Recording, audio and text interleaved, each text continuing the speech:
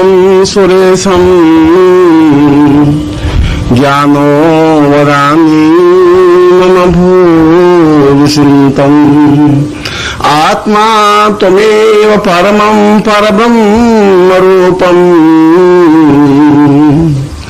यात्रा मधुरवै सहितं सदैव। जीवन के उस कठोर सत्य को मैं इस प्रवचन के माध्यम से स्पष्ट कर रहा हूं, जो आप लोगों के लिए ध्यान से सुनने योग्य है, मनन करने योग्य है और उसको अपने जीवन में उतारने के योग्य है। इसलिए कि पिछले 25-50 हजार वर्षों से इस समस्या से मानव जूझता रहा है, आर्य जूझता रहा है। वैदिक काल से लगा करके आज तक उन्होंने इस चीज को समझने की कोशिश की है कि हम अपने जीवन को, अपने ब्रह्म को, अपनी आत्मा को किस प्रकार से समझें। उनको इस बात का पता नहीं है कि मन और आत्मा में क्या अंतर है, मन क्या चीज है, आत्मा क्या चीज है, देह क्या चीज है और ब्रह्म क्या चीज है, परम ब्रह्म क्या चीज है, अनुभूतियां क्या है, दर्शन क्या है। और ये 5-7 प्रश्न ऐसे हैं जो उनके मानस को बराबर व्यथित करते रहे हैं और फिर भी इन प्रश्नों के उत्तर उन लोगों को नहीं मिल पाए। इसलिए उत्तर नहीं मिल पाए कि इन प्रश्नों के उत्तर तब मिल पाएंगे जब वो स्वयं इस जीवन में उतरेगा। यह विषय पोथियों को पढ़ने से ही प्राप्त हो सकता है और अधिकतर लोगों के ज्ञान से भी यह विषय समझा नहीं जा सकेगा। इसको समझने के लिए तो इस भवसागर में, इस समुद्र में कूदना होगा और जो कूदे और मोती मिले तो वो बता सकेगा कि ये वास्तविक मोती हैं या घोंगे हैं या मुझे कुछ अनुभूति हुई या नहीं हुई। और जहां तक तुम्हारी अनुभूति का सवाल है, तुम्हारा मन एक बड़ा ही संशयग्रस्त है।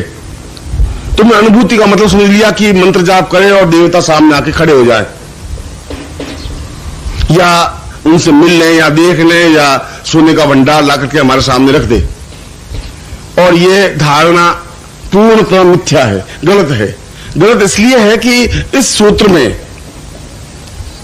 और इस सूत्र और ये जो श्लोक बोला है किसी एक ऋषि का सूत्र नहीं है, ब्रह्मोपनिषद का सूत्र है।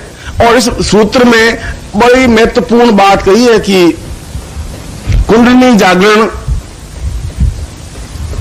अपने आप में मानव की ऊर्ध्व चेता प्रक्रिया है। मैं इसको थोड़ा और स्पष्ट करूंगा। और यहीं पर वे आर्यों ने धोखा खाया और यहीं पर वशिष्ठ, विश्वामित्र ने, गर्ग ने, अत्रि ने, कणाद ने धोखा खाया। वे चाहे ऋषि तो रहे हो, मगर कोई जरूर नहीं है कि ऋषि रहे तो पूर्ण महान योगी बन गए, कोई जरूरी नहीं था। अगर इतने महान योगी बन जाते तो फिर वशिष्ठ को शाम को राज तिलक की तैयारी कर रहे हैं, उनको यही पता नहीं पड़ा कि मैं सुबह राज तिलक नहीं दे पाऊंगा, फिर कैसे तैयारी कर पाते। वो शाम को कहते थे दशरथ ऐसा नहीं हो सकता, राम का राज्याभिषेक होने का योग ही नहीं है, या तो यूं बोलना चाहिए था उनको। वो तो तैयारी करते रहे, सुबह तक तैयारी करते रहे कि पीछे कई दशरथ से क्या बात हो रही है, पता ही नहीं पड़ा उस ब्रह्मर्षि को। तो फिर कैसे ब्रह्मर्षि बन गए। हम अपने पूर्वजों का सम्मान नहीं करते आ रहे हैं, हमारी आदत है। अगर हमारे पिताजी शराबी हैं तब भी कहते हैं कि बड़े योग्य और बहुत महान आदमी थे, यही नहीं मरने के बाद उनको स्वर्गवासी ही कहते हैं, नरकवासी कहते ही नहीं। चाहे वो कैसे ही हो, हत्याएं करते हो, हम कहते हैं उनको स्वर्गवासी है, नरक में कोई जाता ही नहीं है। उन ऋषियों के जीवन में भी ये प्रश्न उभरे होंगे, चाहे वशिष्ठ के जीवन में, चाहे विश्वामित्र के जीवन में, पर इन प्रश्नों का हल उनके पास नहीं था, ढूंढ नहीं पाए।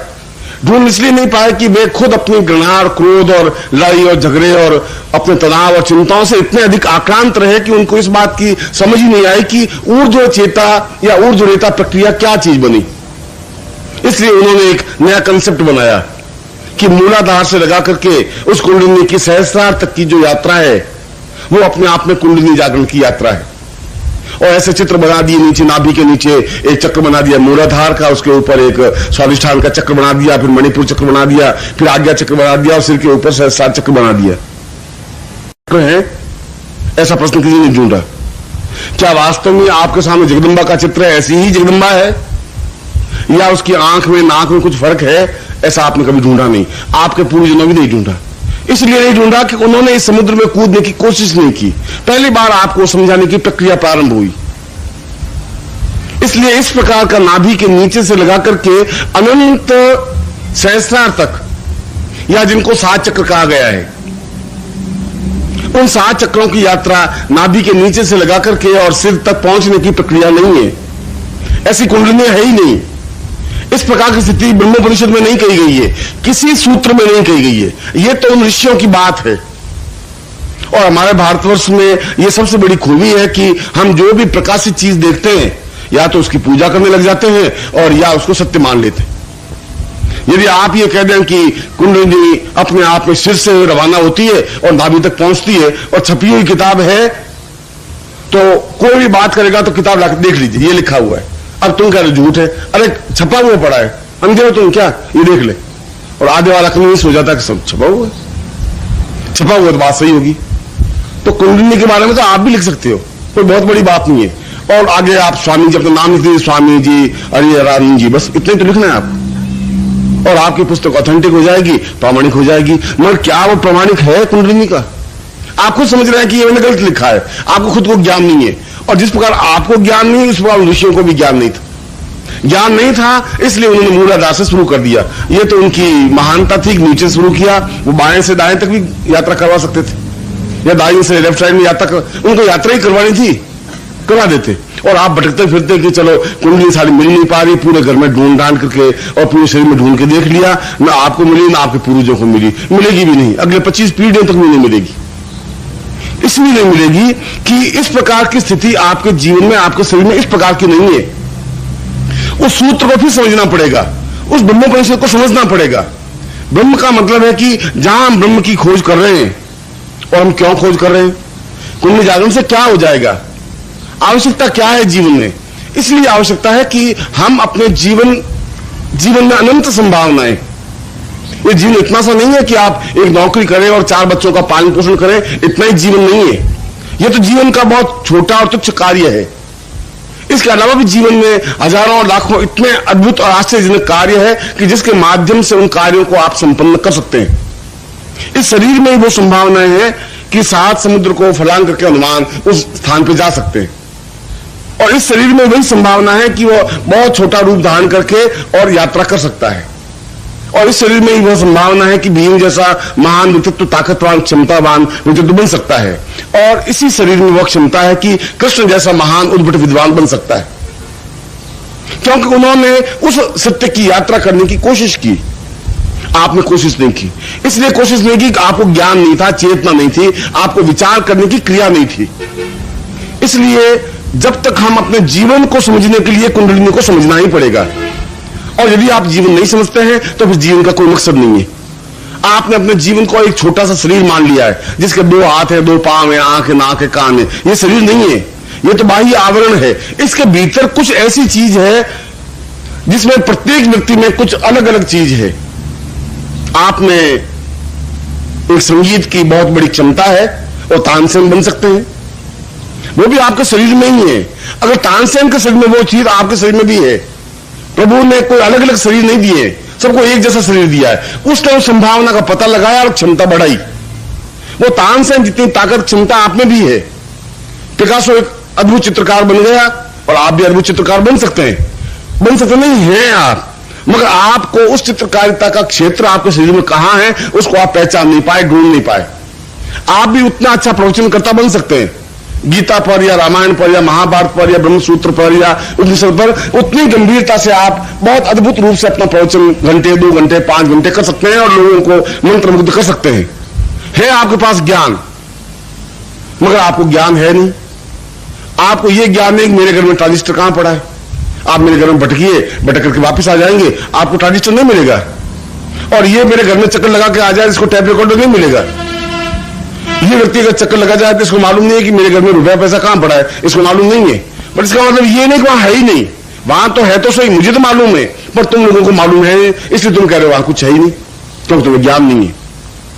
मगर जिस दिन तुम्हें ये मालूम पड़ जाएगा उस दिन तुम उस धन दौलत के पास पहुंच सकते हो। भाई वहां जाओ, ये चाबी है, वह चाबी खोलोगे, यहाँ बॉक्स है, बॉक्स खोलोगे, वहां 10,000 रुपए पड़े, तुम उस जगह पहुंच सकते हो। ये रास्ता यदि बताए तो 10,000 रुपए तक तुम पहुंच सकते हो। और यदि कोई तुम्हें रास्ता बताए तो कुंडलिनी तक पहुंच सकते हो।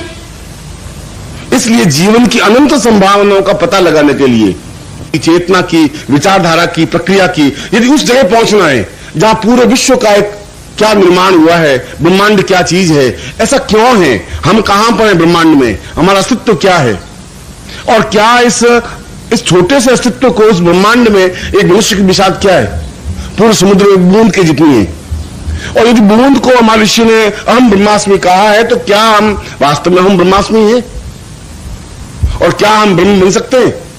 ऋषियों की वाणी बिल्कुल तो गलत नहीं हो सकती, कुछ अनुभव होगा उनका, मगर आपने कभी उस ब्रह्म को पहचानने की, प्रक्रिया करने की कोशिश नहीं की। और कोशिश इसलिए नहीं की कि आपके पास ऐसा कोई साधन नहीं था, प्रक्रिया इसलिए नहीं हुई कि आपको कुछ समझाने की प्रक्रिया करने वाला गुरु नहीं था। तो आप यहां से कहीं भी चले जाएं तो आपको कुंडली जागरण नाभि से नीचे से उतार करके आंख तक पहुंचा ही देंगे। आप उनकी बात कर ले, आप उनको कहिए कि आप अपनी कुंडली को बताइए तो सही। उनका बच्चे तुम क्या समझोगे, तुम अभी बच्चे हो, तुम नहीं समझ सकते, ये बड़े योगियों की बातें हैं, साधुओं की बातें हैं, सन्यासियों की बातें हैं, तुम जा यहां से। ऐसे लफात बहुत है। उनके जीवन में गुरु बनने की प्रक्रिया नहीं है। गुरु बिल्कुल एक अलग चीज है जो दो टू अपनी बात कह सके, स्पष्टता से समझा सके।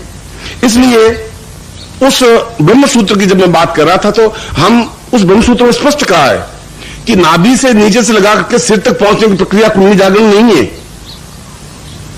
फिर क्या है?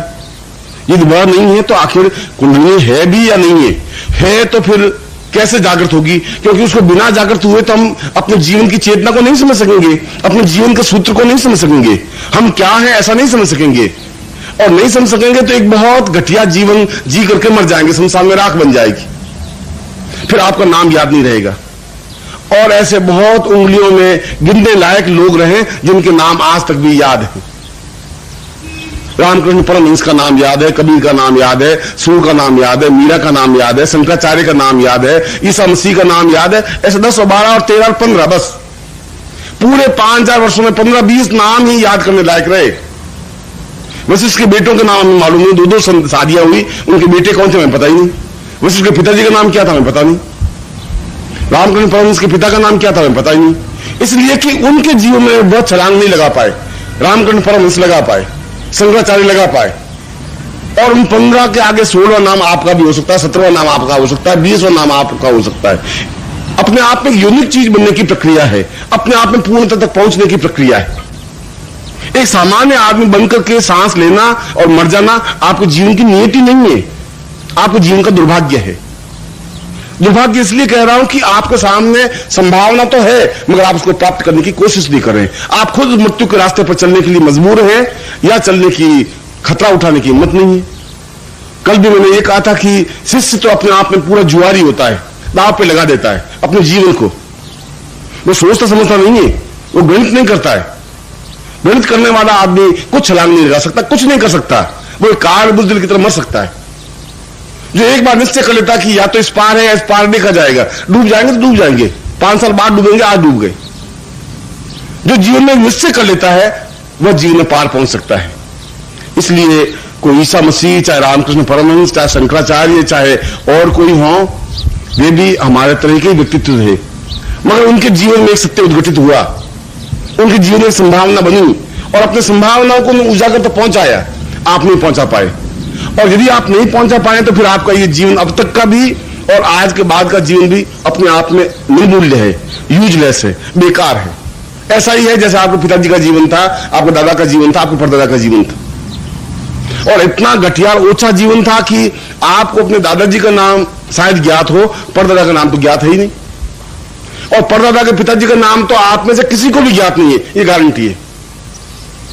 3 पीढ़ी के बाद आदमी को भुला दिया गया, आप 500 साल 5000 साल कैसे जिंदा रहेंगे? कैसे आपका नाम याद रखेंगे हम? आने वाली पीढ़ी आपका नाम याद रखेगी कैसे? आप जिनके संतान हैं वो भी 3 पीढ़ी का आपको नाम ज्ञात नहीं है। फिर आप अपने आप में जीवन में चेतना युक्त कैसे बन सकेंगे? कैसे आप राधा बन सकेंगे? कैसे आप मीरा बन सकेंगी? कैसे आप रैदास बन सकेंगे? कैसे आप कबीर बन सकेंगे? कैसे तुलसी बन सकेंगे? क्या होगा? और यदि वैसा नहीं है तो रोज संसार में अगर आप खड़े हो जाए, हर 1 मिनट बाद एक लाश आती है, जला करके रवाना हो जाते हैं। आपकी भी लाश ऐसे जाएगी, जलाकर खत्म कर देंगे।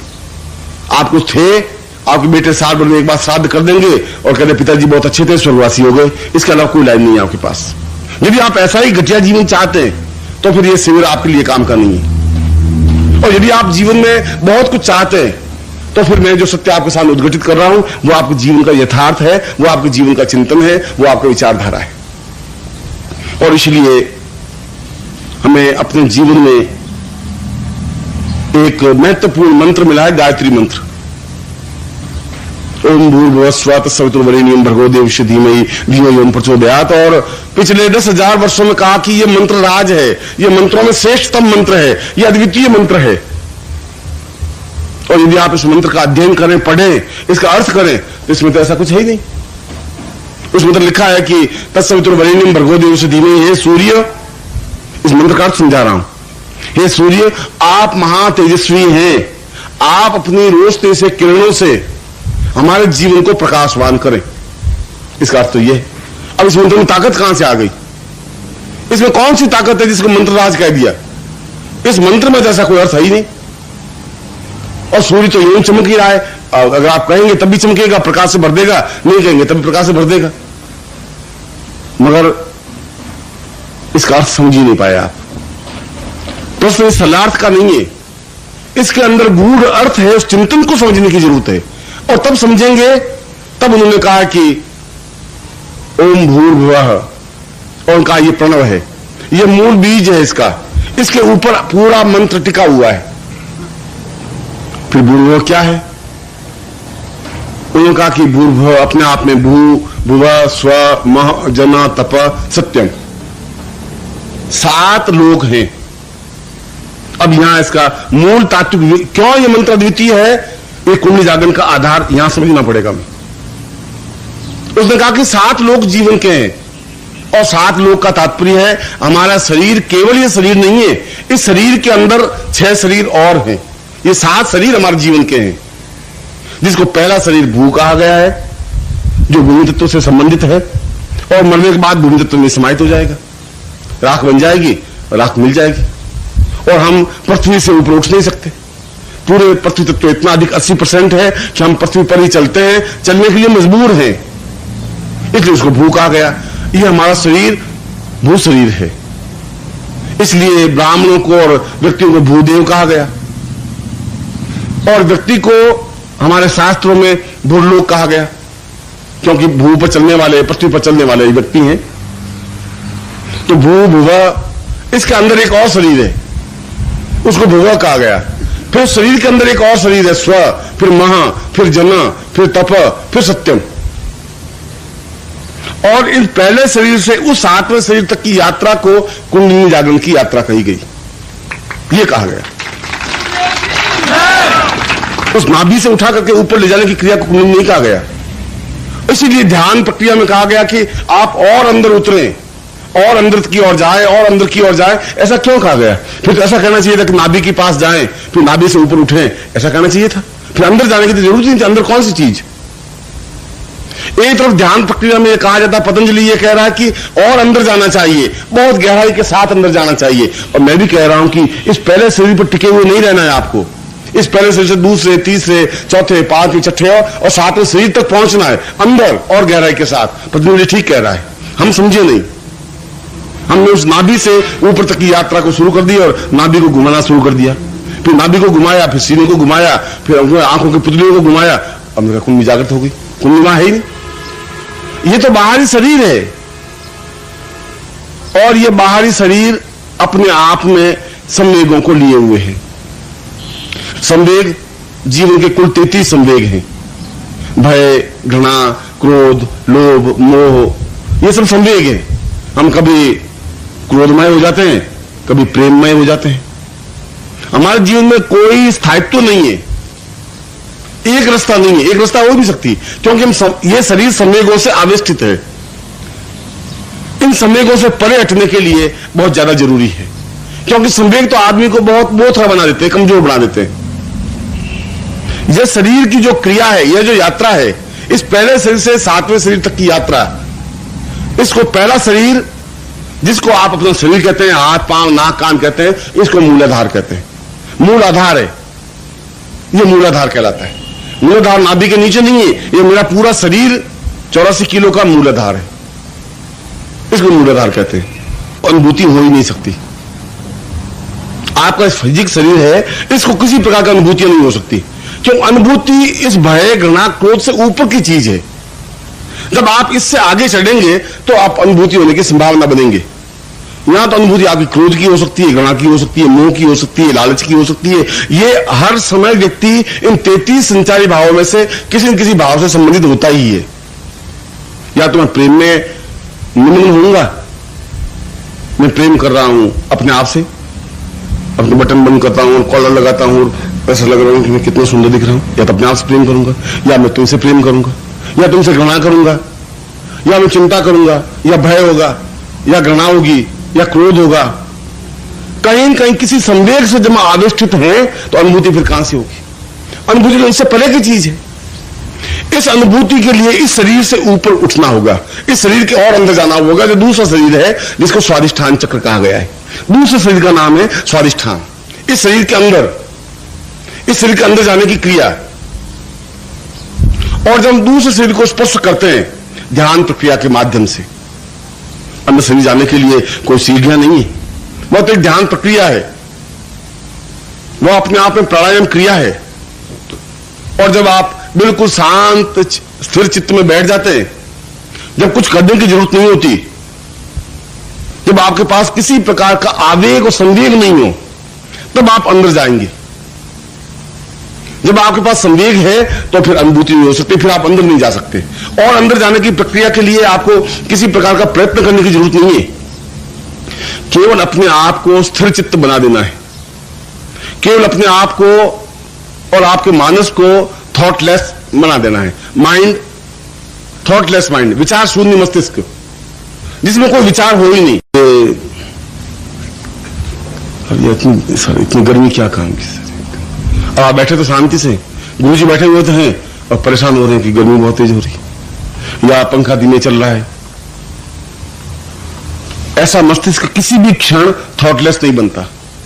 24 घंटे रात्रि को भी आप स्वप्न देखते रहते हैं, आपका मस्तिष्क निरंतर क्रियाशील है। रात को भी ऐसा 24 घंटों में जिसमें मस्तिष्क काम करना बंद कर देगा, उसमें तो आदमी की मृत्यु हो जाएगी। इसलिए आज का चिकित्सा विज्ञान यह कहता है कि हार्ट खत्म होने को मृत्यु नहीं कहते। किसी का हार्ट अटैक हो गया और हार्ट काम करना बंद कर दिया है तो मृत्यु नहीं कहलाती। वो कह रहे हैं जब मस्तिष्क काम करना बंद कर देता तो मृत्यु कहलाती है। इसलिए मृत्यु के 6 घंटे तक उसको जलाते नहीं है, उसकी लाश को देते नहीं है, क्योंकि जब मस्तिष्क बिल्कुल समाप्त हो जाएगा, जब उसका वर्किंग समाप्त हो जाएगा तो मृत्यु कहलाएगी।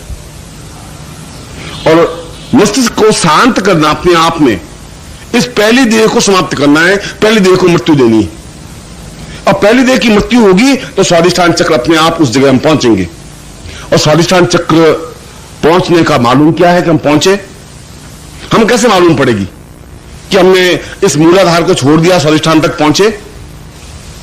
जब व्यक्ति स्वादिष्ठान तक पहुंच जाता है तो उसमें संचारी भाव नहीं होते, संवेग नहीं होते, फिर भय नहीं होता, फिर उसे घृणा नहीं होती, फिर उसे क्रोध भी नहीं आता। जब इनसे परे हट जाता है तो समझना चाहिए अब ये स्वादिष्ठान चक्र तक पहुंचा है। अभी तो हम अपने भय से, अपने आवेग से, अपने तनाव से और अपने दुखों से मुक्त हैं, नहीं है, उसमें उलझे हुए हैं। एक हमारे यहां राजस्थान में सन 47 से पहले कई ठाकुर थे। ठाकुर का मतलब है जागीरदार, जमीन के मालिक। और छोटे छोटे राज्य थे, जैसे जोधपुर के एक महाराजा अंगद सिंह जी, उनके पहले हनुमान सिंह जी थे, उनके पिताजी, फिर उमेश सिंह जी थे। और उमेश सिंह के टाइम में छोटे छोटे राजा बहुत थे। लूणी का एक राजा अलग था, ठाकुर था, उसको ठाकुर कहते थे। एक बार झालावाड़ के ठाकुर साहब, उनको मन में आया कि अब हम कुंडली जागृत कर ही दें। बहुत दिन हो गया साला, उस कुंडली जागृत नहीं हो रही है। अपने पंडित जी को बुलाया कि हमारी कुंडली जागृत कर दो भैया। पंडित जी 5 मिनट का काम, आप हाथ दुखी हो रहे, आप महाराज हैं, आपकी कुंडली तो तुरंत जागृत होगी, और लोगों की होगी कि नहीं होगी? आप कुंडली तो तैयार बैठी है, आपने कहा हम जागृत कर देंगे। आपने देखा होगा निर्मला देवी दिल्ली में पैदा हुई है, नहीं, अब रोज कुंडली जागृत करती है। 500 रुपए में कुंडली जागृत कर दे, 400 रुपए में कर दे, 300 में कर दे, तुम्हारे जेब में 10 रुपए तो लाओ, 10 रुपए भी लाओ, तेरे कुंडली जागृत कर देंगे। और लोग जाते हैं कुंडली जागृत करवाने के लिए। हमारे यहाँ के जो साधक आए वो भी गए उस निर्मला देवी को देखने के लिए। अब निर्मला देवी आज से 10 साल पहले जोधपुर में आई थी अपनी कुंडली जागृत करवाने के लिए, और मैं कहा कि मुझे उनका एक शिष्य आया, 10-12 साल हो गए होंगे। उनका कि गुरुजी आप ऐसा करिए कि हमारे गुरुजी हैं उनसे आप मिल लीजिए और वो आपसे मिलना चाहती हैं। मुझे कोई औरत है तो क्या,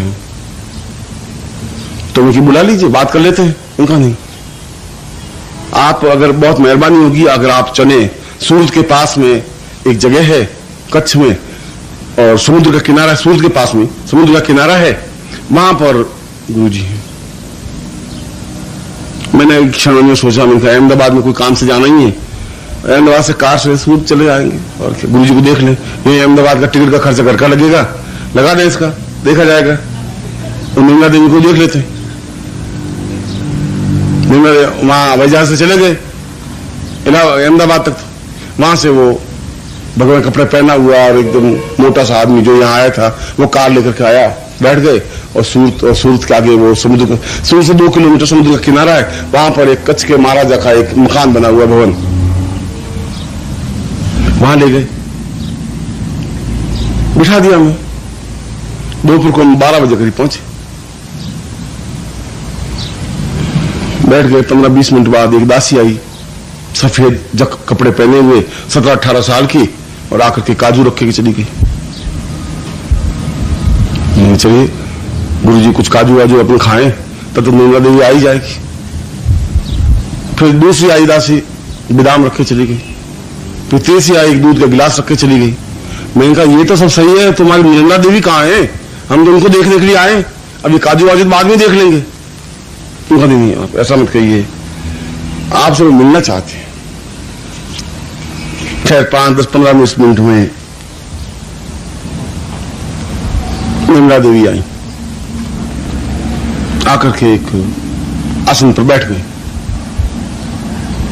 अपन बैठे हुए थे आसन पर, उन्होंने नाम सुन रखा था ज्योति के क्षेत्र में भी और तंत्र के क्षेत्र में भी। अपने दासियों को या अपने शिष्यों को कहा कि वो सब बाहर निकल गए, दरवाजा बंद कर दिया। उनका पराई धरती पे गुजरात में बैठे हुए, गुजरात में तो 2 मिनट में आदमी गुरुओं को बदनाम 2 मिनट में करते हैं। गुजरात का धर्म यही है, जो गुरु पैदा हो उसको बदनाम करना। मेरा सारा यहाँ आएगा और गड़बड़ पैदा हो जाएगी। मेरा थोड़ा दरवाजा खुला रख, क्या नहीं कर सकती। हनुमान जी का नाम जपा, जय हनुमान ज्ञान गुण सागर, जय कपीस जी।